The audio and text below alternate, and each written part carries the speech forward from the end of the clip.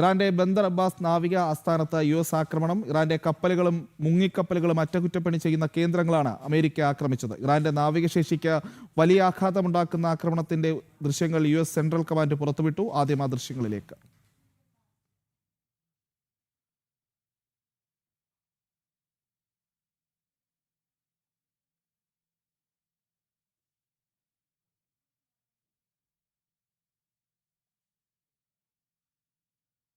ഐസൺ ജോസ് ചേരുന്നുണ്ട്. വിവരങ്ങൾ ഐസൺ. രണ്ട് തരം കാര്യങ്ങളാണ് ഇന്ന് സംഭവിച്ചിരിക്കുന്നത്. ഒന്ന്, അമേരിക്ക ഇറാന്റെ നാവികശേഷിയെ പൂർണ്ണമായും നശിപ്പിക്കുന്ന ഒരു തരത്തിലേക്ക് ആക്രമണങ്ങൾ നടത്തിയിരിക്കുന്നു.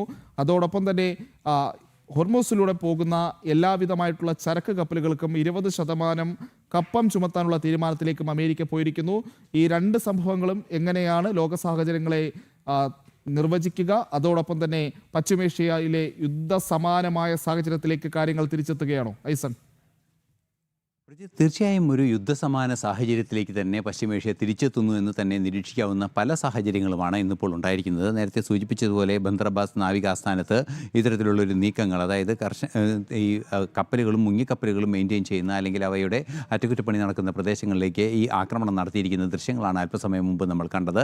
അത്തരത്തിലുള്ള ആക്രമണം നടത്തുന്നതോടുകൂടി ബന്ദർ അബ്ബാസിനെ പൂർണ്ണമായും നിശ്ചലമാക്കുക എന്ന കൃത്യമായൊരു നീക്കം തന്നെയാണ് അമേരിക്കയുടെ ഭാഗത്തു നിന്നുണ്ടായിരിക്കുന്നത്. അത്തരത്തിലൊരു നീക്കം ഉണ്ടായിരുന്നതിന് പുറമെ തന്നെ ഈ ബന്ദർ അബ്ബാസ് പോർട്ടിനെ ഉപരോധിക്കുന്നൊരു നീക്കം, ബന്ദർ അബ്ബാസ് ഉൾപ്പെടെയുള്ള പോർട്ടുകളെ ഉപരോധിക്കുന്ന നീക്കം ഉടൻ തന്നെ നടപ്പിൽ വരുമെന്നും ട്രംപ് സമൂഹമാധ്യമത്തിൽ കുറിക്കുകയും ഔദ്യോഗികമായി അറിയിക്കുകയും ചെയ്തിട്ടുണ്ട്. മറ്റൊരു നിർണായക വിഷയം നേരത്തെ പ്രജിത്ത് സൂചിപ്പിച്ചത് തന്നെയാണ്.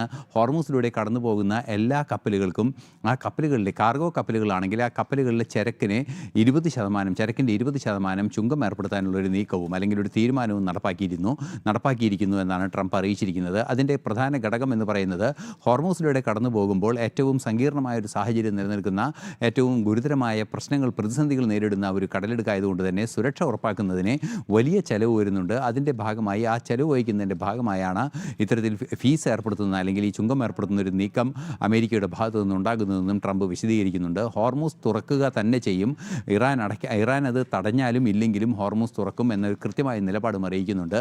ഈ സാഹചര്യങ്ങളെല്ലാം ചേർത്ത് വായിക്കുമ്പോൾ നേരത്തെ ഉണ്ടായിരുന്ന ഹോർമൂസിലെ നിയന്ത്രണം ഇറാൻ പറയുന്നത് ഇറാന് വേണമെന്നൊരാവശ്യമായിരുന്നു. അതിലൂടെ കടന്നു പോകുന്ന കപ്പലുകൾക്ക് ഫീസ് ഈടാക്കണമെന്നൊരാവശ്യമായിരുന്നു.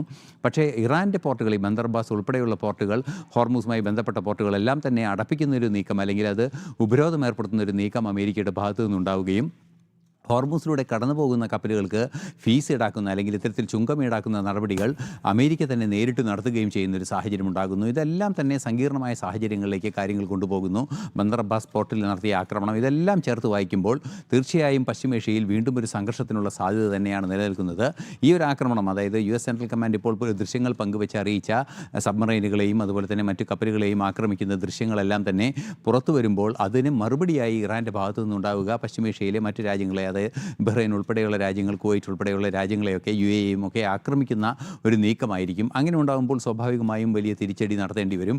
അല്ലെങ്കിൽ ഒരുപക്ഷേ ഹോർമൂസിലൂടെ ഇത്തരത്തിൽ കടന്നു പോകുന്ന കപ്പലുകൾക്ക് നേരെ അടുത്ത ആക്രമണം ഉണ്ടാകാനുള്ള സാധ്യതയുണ്ട്. അത് ആ ഹോർമൂസിൽ ഇത്തരത്തിൽ ചുങ്കം ഏർപ്പെടുത്തിയതിൻ്റെ ഒരു പ്രതിഷേധം എന്ന നിലയിലും ഇറാൻ്റെ ഭാഗത്തു നിന്നുണ്ടാകാൻ സാധ്യതയുണ്ട്. ഈ ഒരു സാഹചര്യങ്ങളെല്ലാം തന്നെയാണ് ഒരു സങ്കീർണ അവസ്ഥയിലേക്ക് കാര്യങ്ങൾ കൊണ്ടു ചെന്നെത്തിക്കുക എന്നാണ് ഇപ്പോൾ നിരീക്ഷിക്കപ്പെടുന്നത്. അതീവ ഗൗരവമുള്ളൊരു സാഹചര്യം തന്നെയാണ് ഇപ്പോൾ ഹോർമൂസിൽ നിലനിൽക്കുന്നത്. എന്തും സംഭവിക്കാമെന്നൊരു സാധ്യതയാണ് ഇപ്പോൾ ഹോർമൂസിലുള്ളത്.